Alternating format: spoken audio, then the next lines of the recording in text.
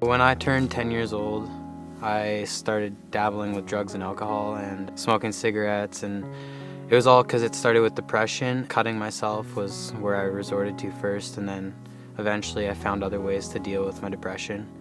And so I went to my friends and they all had drugs and alcohol. While growing up, it just escalated more and more. When I turned 12, my dad was a youth pastor in Yorkton, Saskatchewan, and I ended up meeting a lot of people that I shouldn't have. So it introduced me to a whole new series of drugs, and they asked me to test their drugs for them, and they'd pay me to do it. They'd ask me to sell their drugs for them and all that. So I was going back and forth in between Yorkton, and then I went to Regina, Saskatchewan when I was 16, and then started renovating houses. So I was working, still selling drugs, still doing drugs. Eventually I got arrested for doing graffiti in Regina. So I couldn't work for my boss anymore. Moved back to Chilliwack, BC, where I was born and raised. And I was expecting to sell some drugs that I was used to doing and used to selling, but I get there and my cousin pulled out like a toolbox full of like all these different drugs, like any drug you could think of: meth, crack, heroin, Oxycontin, all these different drugs that I told myself I would never mess with. My buddy and I ended up robbing these drug dealers. He ended up getting beat and stabbed and put into a coma for about 3 months. I realized that I was at like a rock bottom there, I guess.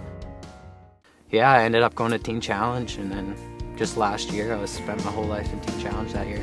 Lots of growing, lots of learning, and lots of uncomfortable positions. And I got pushed to my boundaries with my anger, with pretty much every emotion that you could think of.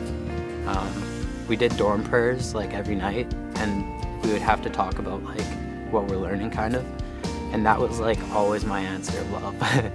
Because like I only knew how to love like certain people, and like half the time I didn't even know how to love myself.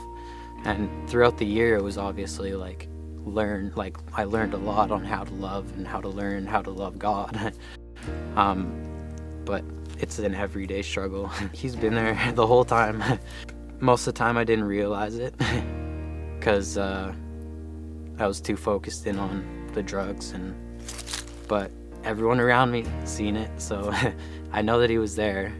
Now that I came out of that year clean and sober, like I don't have any desire to use drugs. Like I haven't had any desire. Like I've came into opportunities where I could have, but chose not to, and I just know that God like has gifted me with hope now, because like before I wouldn't turn it down at all. Like before that year it would have been like, drugs, yeah, let's do some drugs, let's party. But now it's like I don't need drugs to be happy, and it just like literally gives me the hope that I need for the future. And like it gives me also that image in my mind of what the future is going to be like without drugs, and it's so much better. There's so much happiness without it. Well, I've always had a dream of having a family, so that's a big one on my list. But also living like an adventurous life. Like now that I'm in BC, I get to experience that. And